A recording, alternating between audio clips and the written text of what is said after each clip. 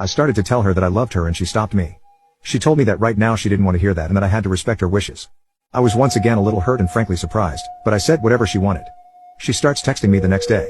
Little things, nothing important, but I think it is a big step in getting back to where we were. This goes on for another month and a half.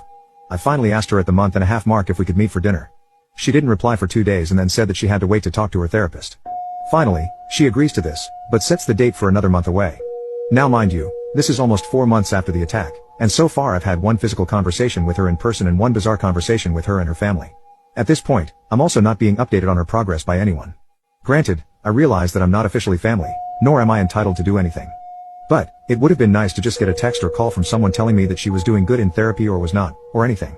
We went out to eat at a small bistro that we ate at all of the time. I met her there and I was waiting for her to show up. After sitting for a half hour waiting, I texted to see what was up. I just got a text saying, "On my way." She finally arrives and sits down. I asked her how she has been, and she snapped at me and told me to not ask her personal questions. We ate and after dinner I wanted to just sit and talk because I missed the person I had talked to almost every day for the previous 3 years. But when she was done eating, she said that she was ready to go home.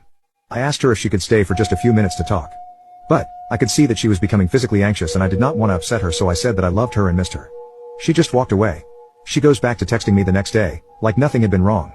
We actually start to see each other once a week for lunch, and she's getting more and more comfortable with being out, so she sits and talks for a while. She has also started a new job, which she tells me about. This goes on for another 4 months. I'm happy to see her and all, but honestly I'm very lonely and we have not even so much as held hands. Then one day she doesn't show up for lunch. I text to see if she is okay. No reply. I call her parents to see if they know where she is and to make sure she is okay. I got the runaround from them and by this time I'm starting to get upset because I don't want to know where she was or anything. I just wanted to know if she was okay. After a while her mom says, "Yes, she is okay, but don't expect to hear from her for a while." Well, that makes me start to think she has had a relapse and is in the hospital, but what can I do? All I do is go home and try and take my mind off of it. 2 weeks pass with nothing from anybody.